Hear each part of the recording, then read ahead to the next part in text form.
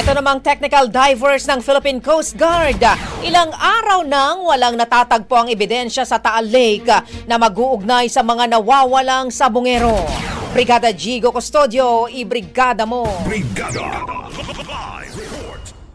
Muling nabigo ang technical divers ng Philippine Coast Guard na makakuha ng mga bagong ebidensya na mag-uugnay sa mga nawawalang sabongero sa kanilang pagsisid kahapon sa Taal Lake.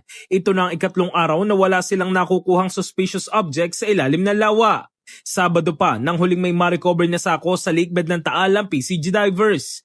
Kahapon, gumamit na rin ng PCG sa unang pagkakataon ng remotely operated vehicle para mas mapadali ang paghahanap sa mga labi ng mga nawawalang sabongero. May nakita itong suspected evidence sa ilalim na 52 feet. Gayunman, bigo pa rin na may ma-recover na suspicious objects ang technical divers. Una nang sinabi ng Department of Justice na posibleng abutin ng 6 na buwan ang paghahanap sa mga labi ng missing sabongero sa Taal Lake. Hindi raw kasi biro ang maghanap ng bangkay ng tao sa isang napakalaking lawa.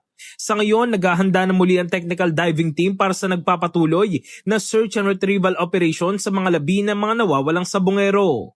In the heart of changing lives, ako si Brigada Jigo Custodio ng 105.1 Brigada News of Manila, the Music and News Authority.